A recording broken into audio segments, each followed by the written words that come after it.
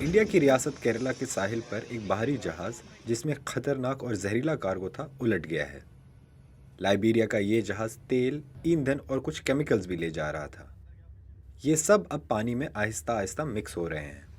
مقامی حکام نے الرٹ جاری کر دیا ہے کیونکہ اس سے وہاں رہنے والوں اور سمندری حیات کی صحت کو خطرہ ہو سکتا ہے۔ یہ جہاز کوچی شہر جا رہا تھا جب اس کا توازن بگڑ گیا۔ اس کے تمام 24 عملے کو انڈین نیوی اور کوسٹ گارڈ نے بحفاظت بچا لیا، لیکن جہاز کے 640 کنٹینرز میں سے کچھ ساحل کی طرف بہتے ہوئے نظر آ رہے ہیں۔ ہمیں جن چیلنجز کا سامنا کرنا پڑا تھا وہ یہ تھے کہ حالات ہمارے موافق نہیں تھے۔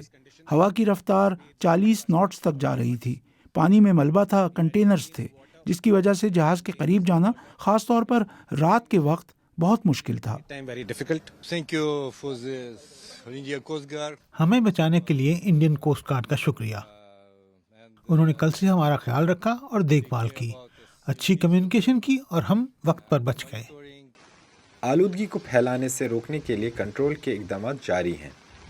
انڈین کوسٹ گارڈ نے بتایا کہ جہاز میں 13 کنٹینرز ہیزارڈس کارگو کے اور 12 کیلشیم کاربائڈ کے تھے۔ کیلشیم کاربائڈ ایک ایسا کیمیکل ہے جو سمندری پانی کے ساتھ ملنے کے بعد فلیمیبل گیس خارج کرتا ہے۔